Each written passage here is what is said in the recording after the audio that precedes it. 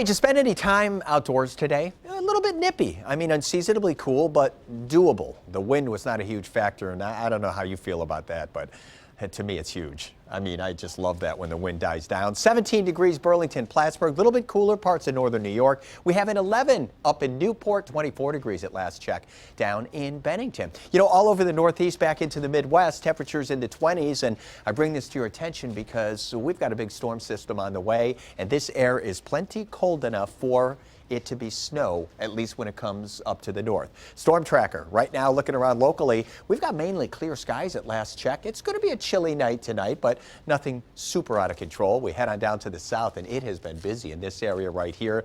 Tornado warnings, heads up a little bit earlier. Tornado watch is posted right now. This is the storm system that is going to be coming our way, and we're going to get back to that in just a minute. Day planner for tomorrow for us looking good. A few degrees warmer than it turned out to be today. Topped out at 20. It will be partly sunny for the duration. 11 o'clock in the morning, by the afternoon, thinking 23, 24 degrees for some. Okay, Futurecast.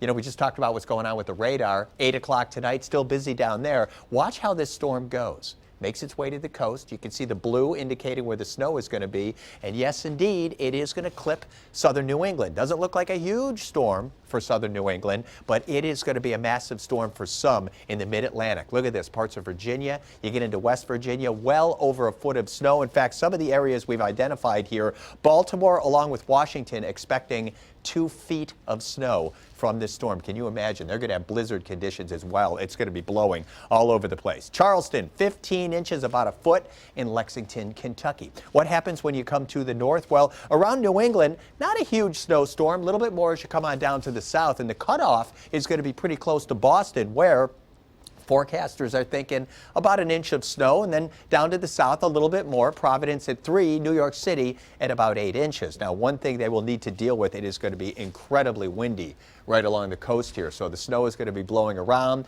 and they're going to have some tidal issues, full moon this weekend. So they've got some things to certainly worry about other than just the snow itself. It is going to be partly cloudy for us tonight, and the low temperature is going to be 9. Here comes your tomorrow in the 20s, a little bit warmer than today. Champlain Valley, 23 degrees. We'll call it 27 in Lebanon and 21 degrees in Saranac Lake.